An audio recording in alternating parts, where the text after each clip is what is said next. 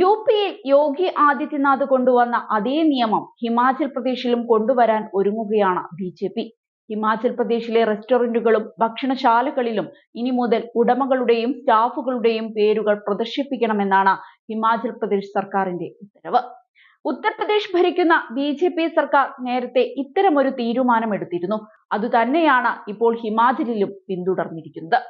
സർക്കാർ തലത്തിൽ നടന്ന യോഗത്തിലാണ് ഇത്തരമൊരു തീരുമാനമെടുത്തത്. ജനുവരിയിൽ ഇത് നടപ്പാക്കി തുടങ്ങും. ആദ്യ തലസ്ഥാന നഗരിയായ ഷിംലയിലാണ് ഇത് നടപ്പാക്കുക. അടുത്ത 3 മാസം ഇതിനു വേണ്ടിയുള്ള മുന്നൊരുക്കങ്ങൾ നടക്കും. തുടർന്ന് തിരിച്ചറിയൽ കാർഡുകളും ഉടമകൾക്ക് നൽകും.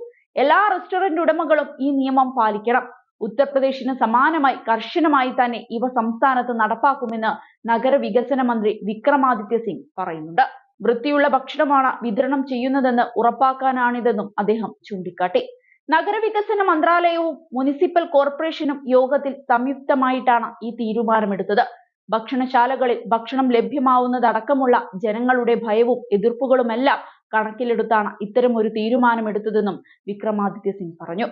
നേരത്തെ യുപി സർക്കാരിന്റെ പുതിയ നിയമം വലിയ വിവാദമുണ്ടാക്കിയിരുന്നു. കൻവർ യാത്ര കടന്നുപോകുന്ന റൂട്ടുകളിലെ ഭക്ഷണശാലകളുടെ ഉടമകൾ, മാനേജർമാർ എന്നിവർ പേരുകൾ പ്രദർശിപ്പിക്കണമെന്നായിരുന്നു സർക്കാർ ആവശ്യപ്പെട്ടത്. സുതാര്യതയ്ക്ക് വേണ്ടിയാണെന്നും കൻവരിയകൾക്ക് അവർ കഴിക്കുന്ന ഭക്ഷണം എങ്ങനെയുള്ളതാണെന്ന് തിരിച്ചറിയാൻ കൂടിയാണ് ഈ തീരുമാനമെടുത്തതെന്നും യുപി സർക്കാർ വിശദീകരിച്ചിരുന്നു. ഇക്കഴിഞ്ഞ ചൊവ്വാഴ്ച ഈ നിയമം വീണ്ടും യുപിയിൽ പുനഃസ്ഥാപിച്ചു. റെസ്റ്റോറന്റുകൾ ഭക്ഷണത്തിൽ മാലിന്യങ്ങൾ കലർത്തുന്നു എന്ന റിപ്പോർട്ടിനെ തുടർന്നായിരുന്നു അത്. ഒരു കുട്ടി റൊട്ടി ഉണ്ടാക്കുന്നതിനിടയിൽ അതിൽ തുപ്പുന്ന വീഡിയോ സെപ്റ്റംബർ 12-ന് പുറത്തു വന്നിരുന്നു. സഹാരൻപൂരിലെ ഭക്ഷണശാലയിൽ നിന്നുള്ള ദൃശ്യങ്ങളായിരുന്നു അത്. നേരത്തെ ഗാസിയാബാദ് ജില്ലയിൽ ജ്യൂസിൽ മൂത്രമൊഴിച്ച് നൽകിയതിന് ഒരാൾ അറസ്റ്റിലായിരുന്നു. ജൂൺ മാസത്തിൽ നോയിഡയിലും 2 യുവാക്കൾ അറസ്റ്റിലായിരുന്നു. ഇവർ ജ്യൂസിൽ തുപ്പിയ ശേഷമാണ് ഉപയോക്താക്കൾക്ക് നൽകിയത്. ഇതേ തുടർന്ന് റെസ്റ്റോറന്റുകളിൽ കർശനമായ നിയമങ്ങൾ കൊണ്ടുവരികയായിരുന്നു യുപി സർക്കാർ. ഷെഫുകളും വെയിറ്റർമാരും മാസ്കുകളും ഗ്ലൗസും ധരിക്കണമെന്നും മുഖ്യമന്ത്രി യോഗി ആദിത്യനാഥ് അന്ന് പറഞ്ഞിരുന്നു. ഭക്ഷണശാലകളിൽ CCTVകൾ സ്ഥാപിക്കുന്നത് നിർബന്ധമാക്കാനും നിർദ്ദേശിച്ചിരുന്നു. ധാബകൾ, റെസ്റ്റോറന്റുകൾ തുടങ്ങിയ ഭക്ഷണ സ്ഥാപനങ്ങളെ കുറിച്ച് സമഗ്രമായി അന്വേഷിക്കേണ്ടത് അത്യാവശ്യമാണ്. ഈ സ്ഥാപനങ്ങളുടെ നടത്തിപ്പുകാർ ഉൾപ്പെടെ എല്ലാ ജീവനക്കാരെയും പരിശോധിക്കാൻ സംസ്ഥാന വ്യാപകമായി തീവ്രമായ ക്യാമ്പയിൻ നടത്തണം.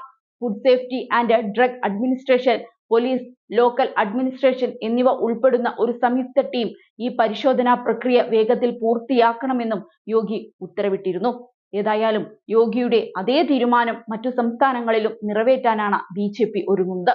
ഇതൊക്കെ എത്ര കാലം മുന്നോട്ടു പോകുമെന്ന് കണ്ടുതന്നെ അറിയണം.